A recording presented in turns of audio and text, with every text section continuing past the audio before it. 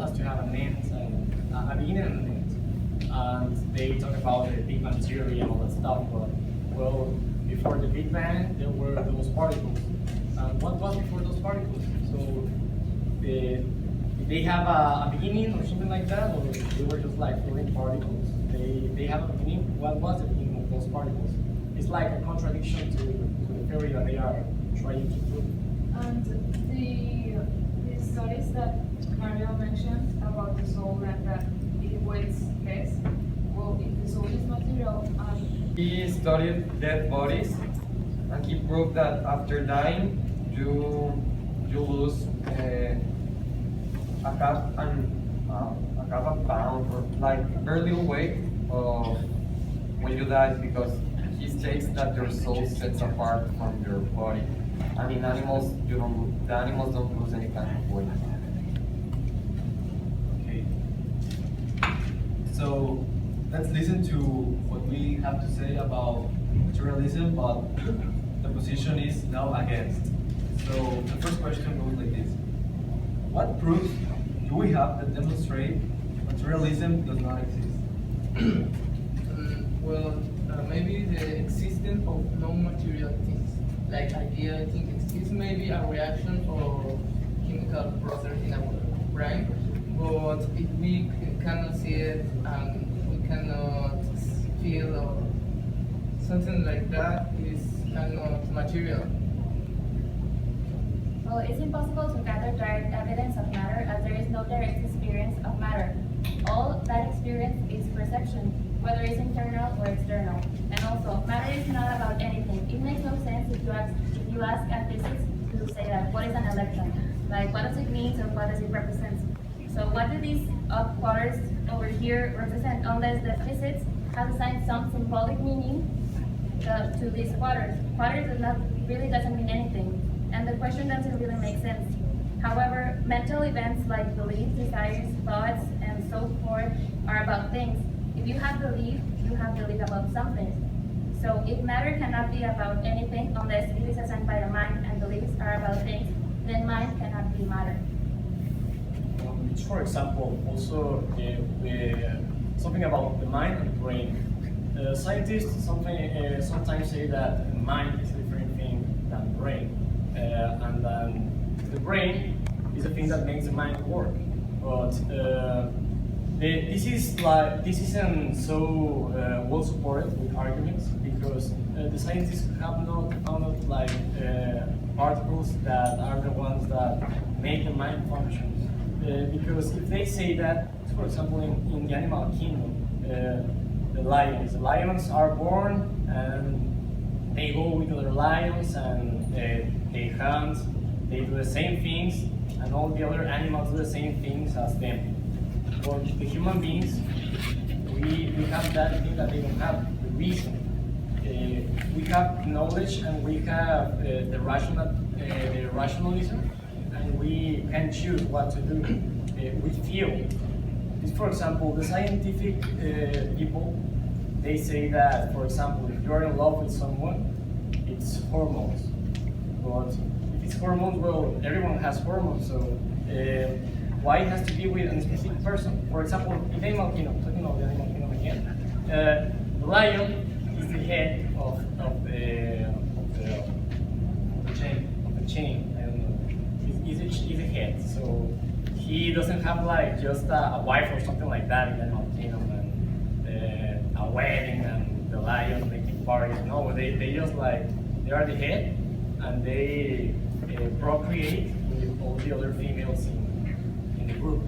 And here with the human race, it's very different. Here, normally we're in love with someone and we want to share our life with that special person. Well, in some cases not, but that's as I said, that's choose from the person, and that's what makes us different. That's what proves that soul is something that can make us choose. So, which concept supports the idea that materialism is wrong and that soul exists? But I think we have to take in consideration that there are people like, for example, the near-death experience or out-of-the-body experience, and they happen. What about that?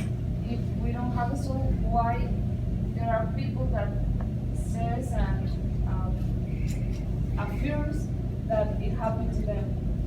If it's all in the matter, why can why it can be possible to? And Eve is just for the kids to understand what You just said it's a legend. It's like a myth that the church created. we have no proof that Adán or Eve actually existed. So let's go back. Here, do you agree with materialism a little bit, or you completely assume that materialism is wrong at all? Well, it is possible, there is something that it's called post-materialism, that it's when you think about materialism, but you also add something to that, like the soul thing. So we don't say that there is not such thing as matter, because we will be wrong. Like it is, and it can be proved, but there is something else, and that materialism lacks of. So that's what famous person said, that it is called post-materialism. It's when you understand it, but you add something to it. And there is Okay. also an argument that it's called the Mary argument, which is from Frank Jackson, an Australian philosopher, that says that imagine that there is a neuroscientist who knows everything about colors, and there is like let's call her Maria, and she's locked in a room, and everything in that room is color black and white, and someday she just came out for the first time and saw a red rose. That first time she had an experience about what red color actually is, knowing that I said before that she is a neuroscientist that supposedly know everything of what color is about. So, like I said before, science is just a perception of everything that we know, what we didn't know for Then how could you? Okay, so if materialism is true, what implications does that have on the meaning of life? Well, I was just going to say that the thing that my partner mentioned, this means that materialism can also be true, because I'm not totally disagreeing with materialism. You have to be in a balance, because in that story, for example, in that specific case, the materialism was not good, because she was in a place that was not the reality. Then she came out to the reality, and she knew the real world. So in that case, materialism was just what she was seeing, the perception, like our scientists. Yes, so But in your today's advice reality- is to be a healthy materialist? Yeah, because in today's world, that's what we do. We just the scientists perceive something, and we are just watching those things. But there is also more beyond that. We can't just see the things that we have here and just say that these are the things that are true, just like in the story. Okay, so if materialism is true, what implications does that have on the meaning of life? Well, in my personal opinion, I like to believe that materialism is not true. Because if materialism is true, for me, there's no meaning of life. We are just animals, because we will be equal as them. As Emmanuel said before, what separates us from animals is reason. And according to Aristotle, the reason comes from our mind, which he uses as synonym of soul. So if we have no reason, we are no different from animals. So Although Aristotle thought that no soul could be preserved alive without a body. And for example, on this first reading that I was mentioning, the law, the nature of things, Lucretius says that we think as to an afterlife because we are afraid, because our fear our lives to end, to totally end. So he says that a real meaning of life is to be happy, to satisfy ourselves and our loved beings, because when we die, it's over. And and when we die, we have fulfilled our meaning, the meaning of our life, because the meaning of our lives is here in the earth. I think I like to believe that there's something else. In my That we're not person- Yeah. just, I mean, that we're not just meant to be born and then die. In my beliefs, I think there's something else. I also Yes, think, because- in my personal opinion, I believe in materialism because, well, I really think that there is no soul. And the meaning of life is defined by you, but like while you are growing, while you are like seeing the reality, there's no ingredient that says this is your purpose in life. And for me, there's not such a thing like that.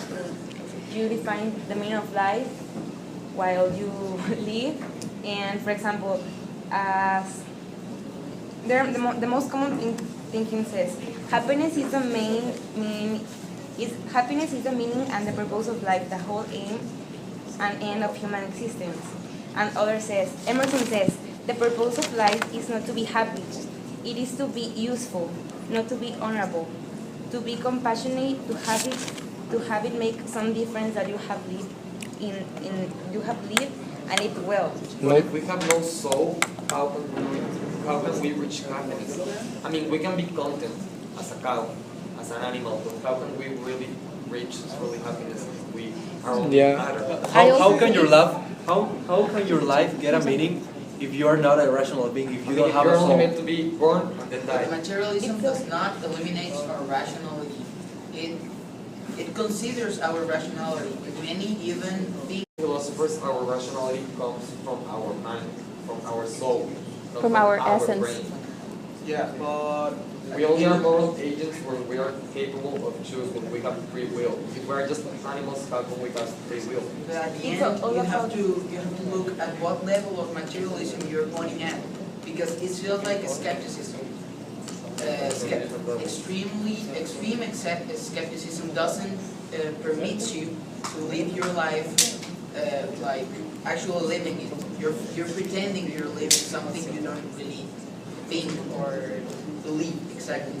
So, for example, the materialist belief, Aristotle, says that we have a soul, we have irrational powers, and that's how our reason comes from. That's why animals don't have it. But that reason, that soul, dies with us. There's no something beyond that. We have to fulfill our projects. We have to use our reason for our life. So not they believe after. that our soul is matter. Yes. Well,